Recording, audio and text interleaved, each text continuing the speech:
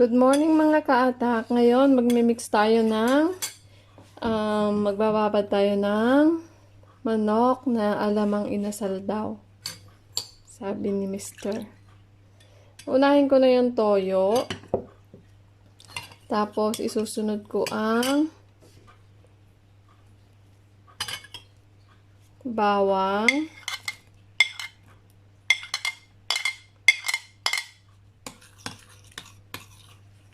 Tapos ang sibuyas.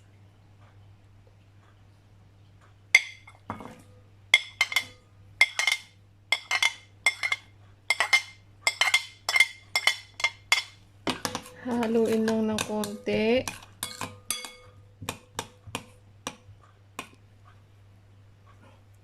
Lagay natin ang black pepper.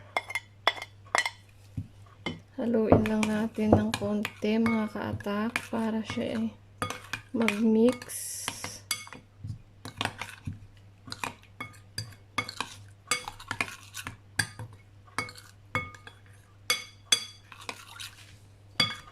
Tapos lagay natin ang sugar.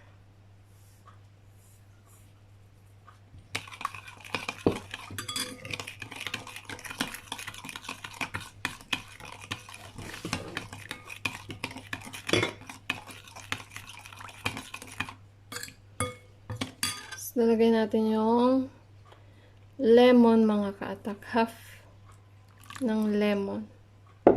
Dahil wala kaming kalamansi dito. Kaya lemon lang ang meron. Pero pagka meron kayong mga tanim na kalamansi o mabibiling kalamansi, mas okay yon kasi mas maasim kaysa lemon. So, halu-haluin lang natin siya mga kaatak ng mabuti para ma-mix yung sugar, yung asukal niya, matunaw siya. Tapos mamaya lalagyan na natin yung manok. Ilalagay ko lang na manok dito mga kaatak ay yung hita lang. Nalagay ko lang yung hita. Mix lang mabuti. Wala kasi, at saka magic syrup pala siya. Para pang palasa. Yan. Konti lang na magic syrup. Mix lang ng todo mga kaatak.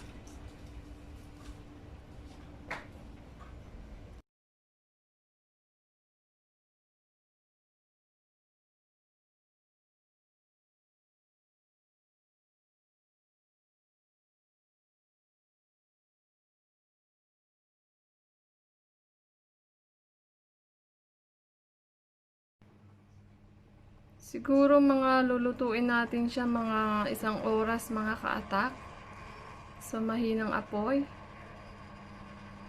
At ready na siya.